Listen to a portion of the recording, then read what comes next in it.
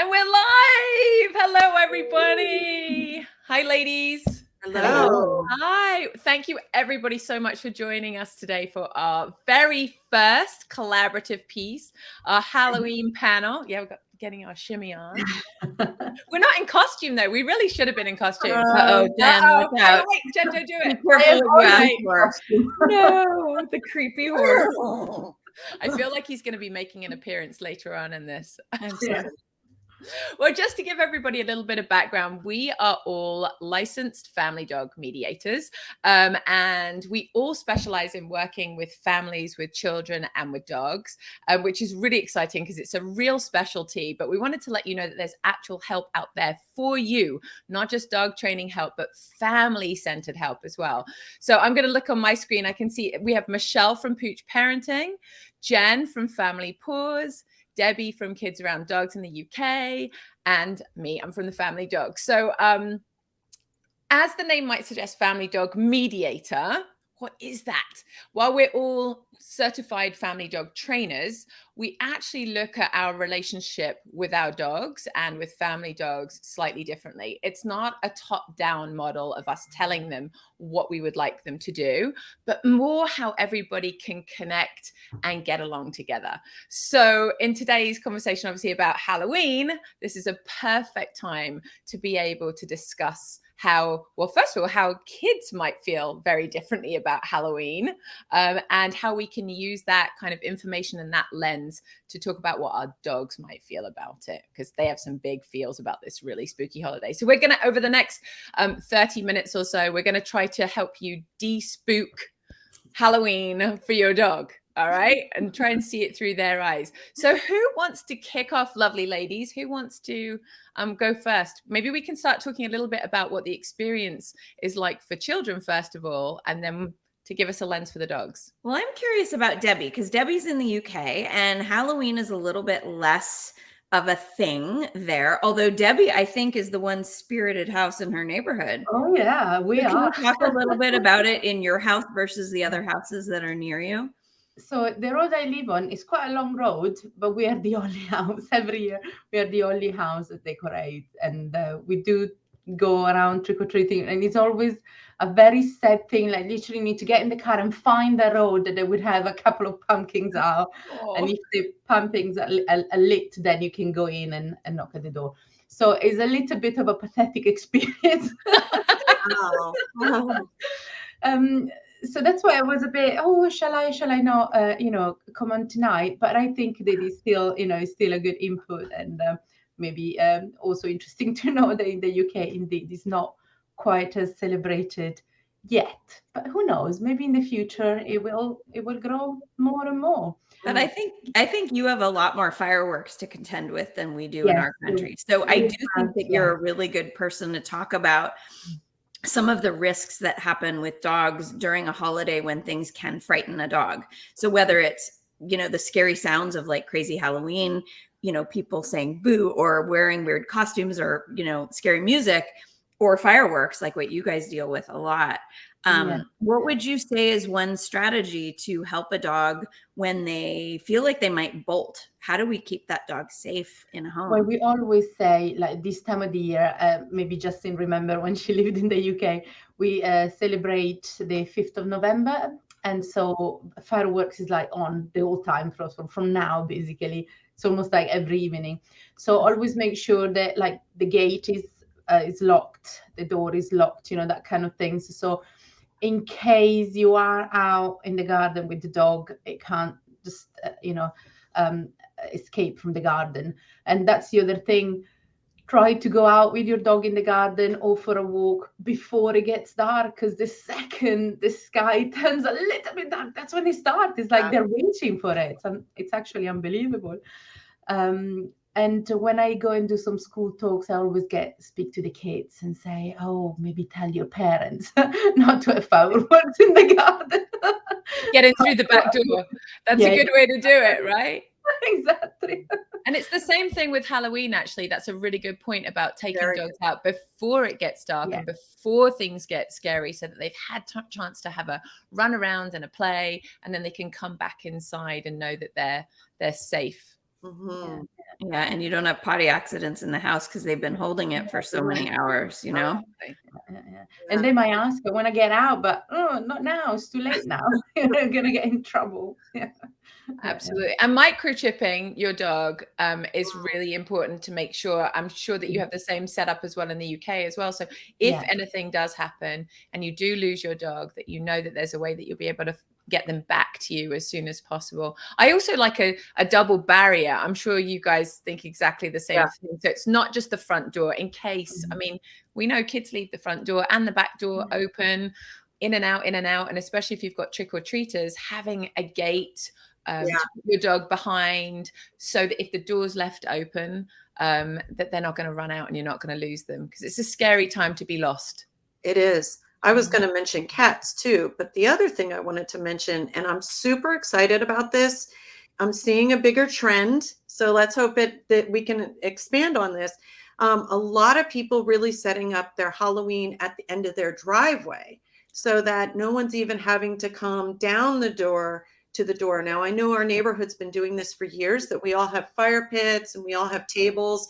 They have pizza out and all sorts of adult beverages. It's a party. I'll video. It's great. It's a big party.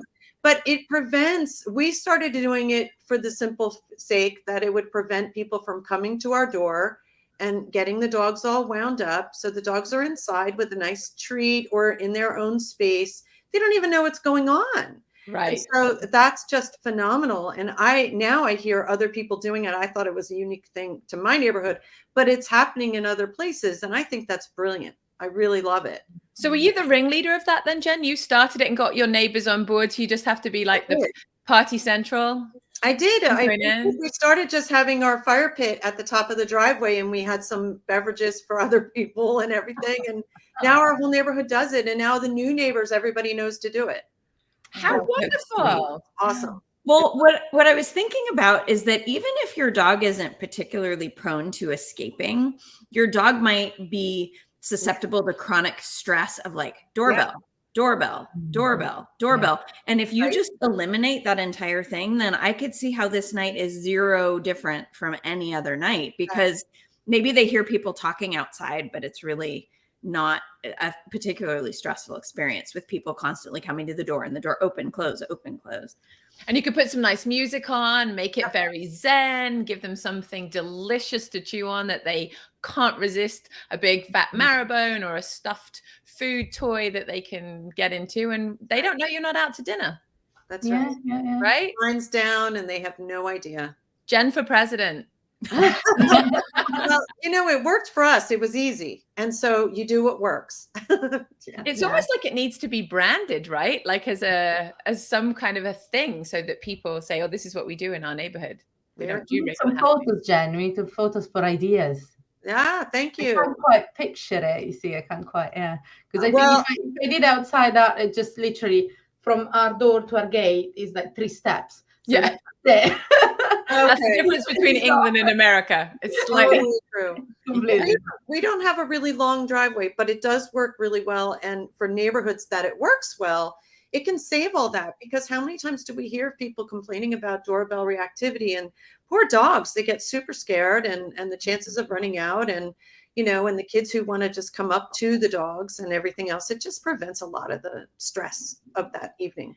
Yeah, I would say that one strategy that I've seen be pretty effective in homes where you can't sort of do it as a block party style is what they can do is they'll sometimes have an X pen set up on the inside of the door. So it's almost like like an airlock sort of.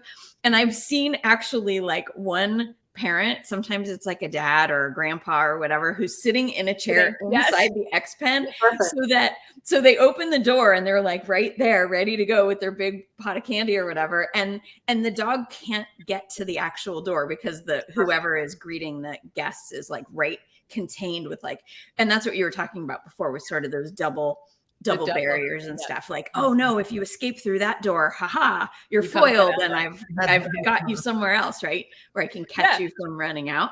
That's perfect. I thought that was a pretty good strategy, but I prefer what Jen's doing, because if I can just eliminate the whole stress of coming to my house and my door anyway, then maybe that's better. And maybe you don't have a dog who's really stressed. Maybe you don't have a dog who's stressed or a dog who would likely run out of your front door, but a dog who just wants to be in every single interaction and they want to come and jump up on the kids. And now you've got to manage it. And even if they love kids and they want to be a part of it, just the costumes that the kids are wearing sometimes can be a little spooky or have dangly things. And dogs love all that stuff or don't love it. And we don't know until we get into that situation. And then it's too late. Yeah. You don't want the costume to turn into a chew toy or scare a child. I mean, Debbie is really good at helping kids overcome fear of dogs. But in the meantime, let's try to prevent them from becoming fearful in the first place, right? This is not a toy, even though it's dressed like one. It looks like a big stuffy, but there's a kid in there, you know, and I could see how some puppies in particular would just be like, yeah. And we can also get the kids involved in preparing something yummy for the dog. Like, I don't know if you're allowed to say any names, but like the Kong, for example, the kids can help preparing them and get them involved in that as well. And you can even use themed, you know, make it the Halloween or autumn flavor. Pumpkin spice, not latte, but pumpkin toy. Pumpkin. In fact, we have a store here, a grocery store here that's called Trader Joe's, and they have canned pumpkin only right now. It's like the only time of the year. And it's organic and it's cheap. It's cheaper than almost anywhere. And so I look a little like a hoarder this time of the year because I'll just buy a bunch of cans and stick them in a cabinet because you can't get them other times of the year. But it's really great. It's a nice spreader on a licky mat or as a topper and a Kong and stuff. And you were mentioning having the kids get involved. I was even thinking a fun sensory activity for some of our younger kids who love to get messy and you know, are working through some of those fine and gross motor skills. They can use their hands and smear it over dog treats and pop those in the freezer. They could put little, I don't know, what could they use for ghosts? They could make it thematic. I don't know, what would we do? For ghosts or goblins or something spooky. Something green. Maybe it could be like chopped up little pieces of Brussels sprout, some cooked Brussels sprout. Yeah, why not? Green scary. Kids are scared of eating them. I don't know if dogs would be quite so scared of eating them. But using, you know, paintbrushes to paint things with some of that pumpkin spread and paint that licky mat, that can be a nice activity. Freeze it, and that'll be great for prior. Pumpkin's the best, isn't it? It's not only delicious to dogs, great for their digestive system. And if you hit up Michelle's tip, you get it super cheap at Trader Joe's at this point. Yeah, absolutely. I'll be there tonight. I know. Seriously, buy a bunch. My dog's actually chewing on a Kong right now that has pumpkin and turkey slices. So he's got a combo of Halloween and Thanksgiving all kind of like smoked together. That sounds Mine's got pumpkin, banana, and a little bit of blueberry and peanut butter. Blueberries could be really good spiders. Oh, yes, you could. That's right. And blueberries are so good for dogs. And human. My dog spits them out. Yeah, if you chop them though and squish the guts out, then they like them a little bit more. It's like the skin, I think, is too gross. Yeah, I think it's icky. But you know, you're properly into Halloween. Just squeeze the guts out. Squeeze the guts out. Another sensory activity. The other thing that I run into a lot, and I wonder about you all, is children that are dressing up in costume, and then they have their dog who is a part of the costume. I know. And they're so excited about this. I see it every single year, and we can guess some of those costumes. Dorothy. Yeah. Happens every year. The Harry Potter double-headed dog as well. I've seen that one quite a few times. Yes. Either. It makes my heart sink a little bit. You know, that's so much stress for the dog, right? Can we talk about that a little bit? What are your I see your thoughts, but let's talk about why we feel so about it. Well, I think consent is a problem, right? Where we don't always ask our dog if getting dressed in human clothing is something they want to participate in, right? So some dogs put up with it. Yeah. But I think that's pretty low of a bar. I think we can expect more or wish more, right? That our dogs actually have fun. I think, you know, even like I've seen people really go crazy with super awesome bandanas. A lot of dogs find those less intrusive, you know, and they can be so cute and adorable. And there's a million Etsy stores even that sell fun stuff. But I think, you know, to your point, Jen, it can be so difficult, especially I see dogs in these photos where their ears are back, their eyes are wide, they've gone still, they're afraid to move, or maybe they can't even see out of a costume. I don't think that's really fair, and definitely doesn't take consent into consideration. And one of the things, the big things that I know that we all have in common and is at the center of everything that we teach is how to read your dog's body language. Right. So how to understand the difference between when your dog is actually having a good time and when they're really struggling. And actually, it's really crazy. I don't know about the rest of you, but when I very first started, like this is 20 years ago when I started working with dogs, I had actually been training dogs for probably a couple of years before anybody talked to me about reading body language. So it's not surprising that everybody in the general public, just regular dog owners that don't do this as their job, wouldn't be able to spot the signs. And there are probably on all of our websites, we have something that you can come and find out about dog body language. But it is literally the pinnacle. I always think about it like as a parent, if you couldn't read what your kids were saying to you, if you couldn't tell the difference between a smile and that verge of tears, or that costume that's kind of bugging them that they can't wait to get it off. And if you just didn't know it and you weren't there to be able to help them out of it, alleviate the problem, or to say, you know, just leave it on for a minute and we'll take it off at home, or, you know what, you don't even have to wear it. Just put your sweatpants on and we'll go out like that, you know, wear your scarf and that'll be fine. But I think that's something that would be really wonderful for parents to know, that there are resources out there to be able to see how your dog's feeling, not just at Halloween. I mean, really our goal is for you to be able to see every day, every minute of every day, how they feel about things. But that's huge for me. So let's just piggyback on that, Justine. So let's maybe Jen and Debbie, you can share like two of your like red flag body language cues of a dog that's feeling uncomfortable, because just in case people don't know, let's empower the people who are seeing this to walk away with just a couple of cues of like, oh, I never thought of that. Jen, why don't we start with you? So I would definitely say yawning.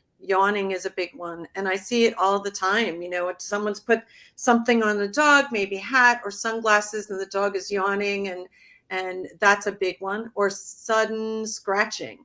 Like, I am so busy with this itch here, I can't possibly notice anything else. Scratching is a big one, along with probably licking themselves. But scratching and yawning, really, really big ones that I see quite a bit. And that yawning, Jen, is not like a morning yawn. No, It's got that. Can I do my impression of my doggy stress yawn? Yes, do it. Right. Well, Right? so what you're demonstrating. I'm so glad that's on video. Yes, I'm so glad. We have lots of things on video, don't we? That's something when I get What I was going to say is the yawn is going to be in combination with things. So you're going to see other things, and it's a feeling you get about it. That's the thing with the body language. You do feel different things. Like it's different. It feels different. But with yawn, you're going to see tension in the face. It's not a relaxed kind of, I just am getting up and shaking off. Yeah, it's not one of those. And it seems a bit out of place in a way. Where are you yawning now? Kind of thing. So I would say, what just happened? What just happened? When I notice a yawn in a dog, I ask, what just happened? And if you just dress them up, there you go. You have your answer. Yeah. Okay, Debbie, what are some of yours? What Justine was saying before as well, you notice the ears go back or get a bit lower. The tail might be going really quite low. And they have that, you know, the puppy eyes or the whale eyes, where you see the white of the eyes effectively. And also a bit what Jen was saying, every dog I feel has a go-to behavior. Like my Winnie, my golden retriever, she has the scratch, but my pug has the lip licking. Yeah. So if I were to, I wouldn't do it, but if I were to put like a funny outfit on Wilco, my pug, he would freeze. He would just stay like that and then lick his lips like, what on earth are you doing to me? Thought you loved me. He would still eat. He's the kind of dog that would still eat, but some dog would even refuse food because they're just like frozen, hoping for whatever it is that is happening to just pass. So those would be. I mean, that's a really key piece. When in doubt, if you don't know the signals, look at the tension and the stiffness in the dog. So like, to me, I'm always looking for loose and wiggly, and anytime you see that change in that loose wiggly become stiff or starchy in any way, then you know that what just happened was uncomfortable. That's right. And once you see it, you can't unsee it, right? To your point, Jen, you can't unsee it. But I want to say it could be related to something happening to the dog, or it could be related to something as spooky as, like, I'm telling you, my shepherd. She's desperate to get that horse head out. Put it on. My shepherd can't handle masks at all. Even you know, the clay masks. If my daughter has the clay mask on for a facial, he's like, what's that? So just paying attention to those things and being mindful, because when a dog is in that fearful way, if they're fearful, they could react in an unsurprising or unsuspecting way. That's awesome. The one can I show you? Oh, sorry. Can I show you the outfit that Winnie's wearing this year? I made it. Please. There it is. She's What going is to touch the harness. There it is. That's lovely. That's perfect. I love that. That's adorable. And I think the outfit that you can put in one hand is probably the dog's choice, right? I love that. That's a good rule.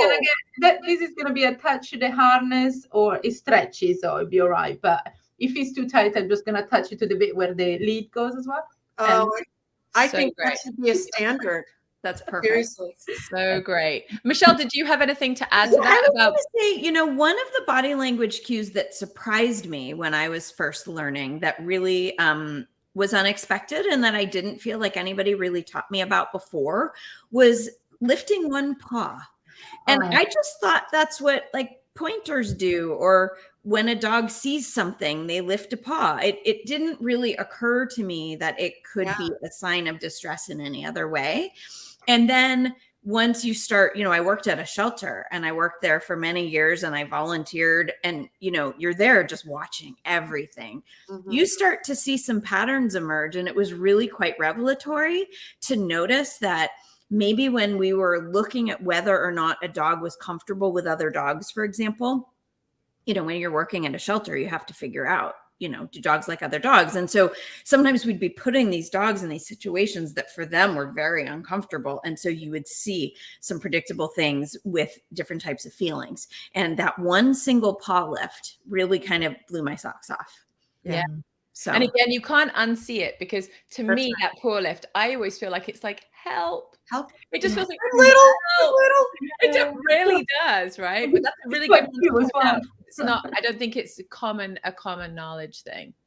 So we've talked about, like, we like to talk about all of the different elements of the dog's world that might shape how they behave. So what they're learning about that experience, or what they have learned about costumes, or just being around lots of people or noises, all kind of comes into play with that. The environment, so we have to be careful around that and what we want to set up for the dog to be successful, and the environment that they're in. Obviously, we get to choose that for the dog as their guardians. We can help set up something that is really really great for them and calming and eases them through that evening.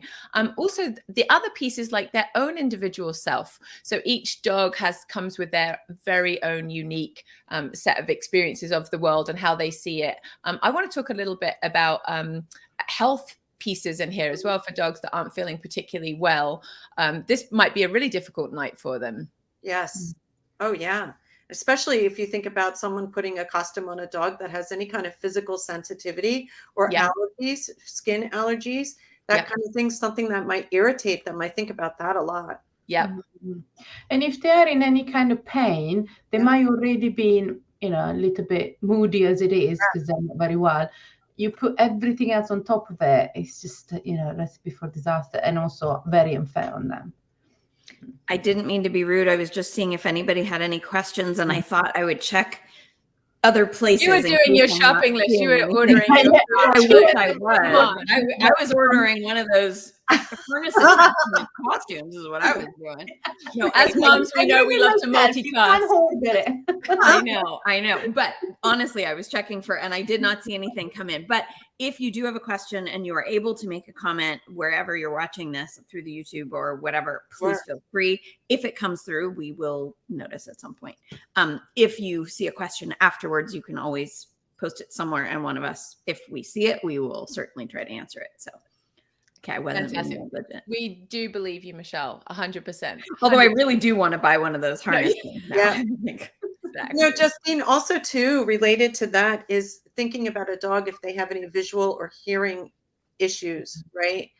Those kinds of things as well for our senior dogs. This could be harder. We know that, especially with like fireworks and thunderstorms and things, the older things can kind of get a little more sensitive, and paying attention to those things as well. So anything that's going to make it more difficult for the dog individually.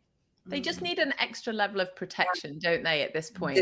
Just for somebody to stand up for them and kind of advocate for them, or just take them out of the fray so that they don't have to be a part of our crazy holiday. Because to them, it just doesn't make any sense. That's right. At all. We're all just lunatics running around with one day a year eating candy. I think some people are lunatics every day of the year, Jen. Let's be honest. How often do you really put on that horse? Tell us the truth. It is quite close, isn't it? Yeah, I know. So what about right there? Yeah, it's right here. Safety things too. Let's talk about that. Safety in dogs on the holidays. Thinking about Halloween, I think about dogs and upset tummies, getting into all sorts of things that we know they really can't. Like, I always tell my children, we have to have a safe place for all the loot you received. So finding that, having it stashed, locked up away from mom as well, is important. But we don't want a veterinary bill. We don't want them, having, wrappers that they eat, or any of the, what is it, Zoltar, and the chocolate, all those things. Yeah, so we've got to take those things. Okay, so I want to, we're all moms here. So moms to whoever's watching, who's likely a parent, right? Or another professional helping people who are parents. Let's be real here for 1 second. Our kids are going to hide candy in their room. Yep. Because they don't want their siblings. The beans. Sorry, you've got to be honest here. I know. And yes, I love what Jen said. Yes, we should have a safe space. And I totally agree with you completely. Yep. However, my son, no matter what I set up, right, I would always find all kinds of stuff in his room, hidden in drawers. I'd find wrappers weeks later, like seriously. And part of it was, I want to keep it away from my sister, or I want to keep it away from my dad, who like really likes my thing, or my mom. My dad. Whatever, right? Yeah, my dad meaning me. Because there was always the thing. If I saw peanut M&Ms, they were making its way into my secret stash because that was my favorite thing. But in all reality, though, jokes aside, like that is a very real common circumstance that kids are sneaking because they want more of the thing that's good. And the problem is that often our dogs will go in and will eat anything. I mean, they'll eat out of your garbage can in the bathroom and eat feminine products or whatever. So dogs are not discriminatory. I know it's gross, but if they're not discriminatory, dark chocolate in particular, super dangerous. If somebody gives out raisins, not super fun, but very dangerous to dogs, right? Xylitol, Jen mentioned. Macadamia nuts are another one that are very poisonous to dogs. So there are a variety of things that are like worthy of an ER visit, which we would hate for that to be. So what I'm wondering is if maybe collectively from one set of parents to another is saying, listen, like, okay, pick 80 pieces or 50 pieces or 20 pieces or whatever that you can safely store in the kitchen. And I swear to God, nobody's going to take them. They're yours. You don't have to hoard and hide other pieces because these are yours. They're just safely contained somewhere where the dog can't get them. Maybe in one of those giant mason jars or, whatever, where the dog can't get into the glass. I don't know. But that also is hard for some of us who like to steal our kids' candy or who are worried about health. And we're like, I don't know, Halloween, like, do you really need that much sugar? I mean, so I was a super health nut. When my kids were younger, I was the person who bought the organic vegetables and did them all in the pulverizer and then put them all in ice cube trays. I thought I was going to win an award, clearly, for how good I was doing it. And I hated Halloween for so many reasons. Like, candy was like, sent me into like panic attacks. I'm a recovering healthy eater, just so you know. So the deal I actually made with my kids as they started to get older was eat as much as you can tonight, because tomorrow it's all gone. And so they used to just like, they would eat quite a lot, but they still couldn't eat loads because we didn't have loads of candy in the house anyway. So I think they got sick pretty quickly of it. Anyway, but that was my deal, because then I could be sure it would all be put away. I'd throw it away, or I'd give it to the dentists take it quite often. You can give it to food, that kind of thing. So but that might be a solution for the stashing. Just get it all over and done with in one night, and then move on to Thanksgiving. I don't know. I must say, my daughter Molly, she counts them. Like, there is no way one can go missing. Like, you will know. She's like, I mean, she doesn't care about anything else, but no one touches my sweets. Can she even tell when you've taken a bit of her Easter egg at Easter? Like, same. Oh my gosh, are you kidding? No one can come close. She can sniff you out. She's like one of the dogs. She sniffs you out. Have you been around? No. I know you have. She's the sweet police. So she keeps. She's one of those kids, and luckily there are some, and somehow I got one. She keeps them locked because she's scared of us and the dogs. And now we have a cat as well. The cat wouldn't eat it, but it might play with it, or So does she categorize them too, Debbie? Is she one of those? Not only do I know how many I have, but I sort them by color, by type, or other things too. No, she sorted them. I like them. I like them a bit less. I don't like them, but I'm still gonna eat them, so don't touch them. Oh, that's right. I was hoping she was gonna palm those up onto you, but no. Still gonna eat them, so stay away. Our male person. Our male person often gets bags. We put them either there or to the firehouse. Nice. Like in the mailbox, like in a Ziploc bag, like enjoy. Oh, they probably love that. Why not? So I'm guessing the kids in the US get a lot of them then. Like, it's outrageous. It depends. Yeah. It can be crazy. Outrageous. Okay. Like, although I have heard some really sweet, like Justine was talking about, I remember our dentist and orthodontist would trade you, and they would actually give you money, like hard cash money, for like per pound of candy you turned in, you could get like $1 or whatever. Wow. But there are also some organizations that will collect the candy and send it overseas to military personnel, which I think is like the sweetest thing ever. British children that didn't get any. No, I think it's for the adult soldiers and stuff. But either way, I mean, it's, I'm very much like, as a Jewish person, I'm like, I love you through food. Like, I love you, eat, right? And so the idea that you could be like, here, have some candy. You're working really hard to like protect our country. Right. It's just like a very nice sensibility to me. Yeah. But I was also like you, Justine, because at the time when my kids were really little, I had a cooking school for children, and we focused all on real food, like actual real food that we could identify. And so for some of that stuff, I was totally like you. I was like, oh my God, the amount of chemicals our kids are injecting right now, it's so gross. Yeah, exactly. I was right there. Yes. It's a crazy road to go down, because you can go really deep down that road. Exactly. I was deep. I needed to be like, reel her out. She's in the hole. Let your kid have a piece of candy. They won't die. It was ridiculous. Yeah. Right. Prevents rebellion later. How is it like? Because you have, how many children do you have, Jennifer? I forgot now. Is it 4? I have 4. 4. So, and how is, because obviously, I only have 1, so it's a bit different for me. I can't even imagine having 4 and all those sweets. Did you handle it the way you said before? Or how did you handle having 4? We handled candy coming back in. They would all sit down and go through their loot. That was always the thing. So we usually had not just our kids, but neighborhood kids. We always seemed to have sleepovers on Halloween, and we would go through everything and divide it up. And then we would have kind of a day, kind of like Justine, but then we'd also donate a lot, but it was kept in the kitchen. It was all the pillowcases, or we would put we use the pillowcases all the time for our trick-or-treating, and we would keep them in the kitchen. There's And that many, Debbie. There's that much. You know, Molly has this little like cauldron kind of thing. It's about literally like this big, and it's never full. Like, But never. you're also driving around to like 10 houses in fine. a whole night. And Jen has 30 houses in one street, right? In one They're block. all going to Jen's house anyway. you're welcome. We have a great time. I'm telling you. You probably have to buy it at Costco. Yep. Yeah. Big bags. And what about the ones that you leave out? Because we always, every year without fail, we do prepare a thing, a jar, whatever. We leave it out. One year it got stolen, literally. But anyway, we leave it out, and when we are around or while I prepare it, obviously it's on the counter, so there is no risk for the dogs or anything.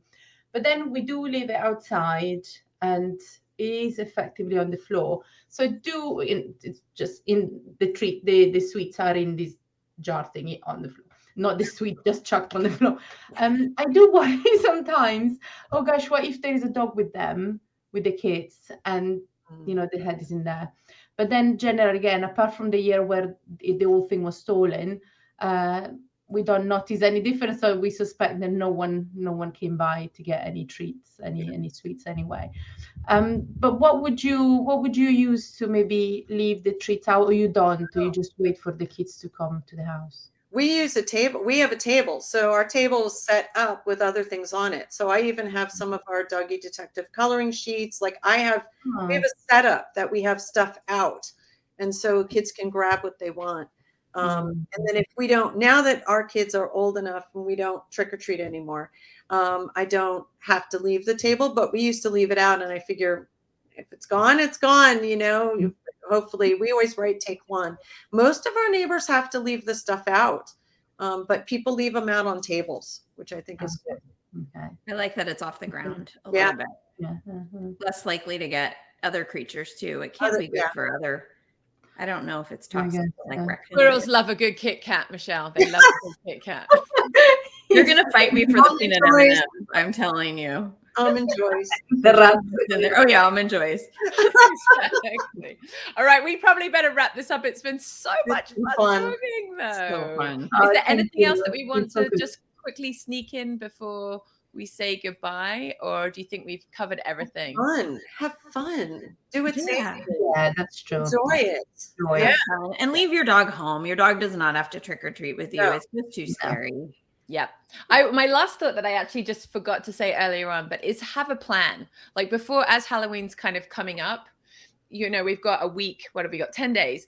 Have a plan. Think about what it's going to look like and try and see it through your dog's eyes and how they might experience it. And if you really think your dog would really appreciate being by themselves or away from the action, then make sure that you can give them that. Because if you don't look after them in that way or give them the that ability to be just calm and quiet, then who will do it for them? That's what I always think about. It's like nobody else is going to step up to do that. So if you have that kind of shyer, quieter, sicker, older, not so sociable, really rambunctious, whatever kind of dog it is that wouldn't do well in this situation, it's not a fail to say, hey, you know what, we're going to park you for the evening. That's right. Yeah. Great. Yeah. Set them up for success. Exactly. And what we'll do is we should quickly, before, as we're saying goodbye, if everybody wants to type their websites in the chat. You know what? I don't know if it lets you. We can't do that. You might. I can't, but you can try it. We'll do it when we. Otherwise, we'll put it in. We'll put them in the YouTube or wherever after for sure. But why don't we say them? Let's say them. Yes. So Justine, you go first. I am thefamilydog.com. We all have we're all family-ish. So thefamilydog.com. Jen. I am familypaws.com. Debbie. kidsarounddogs.co.uk. And I'm poochparenting.net. Cool. Perfect.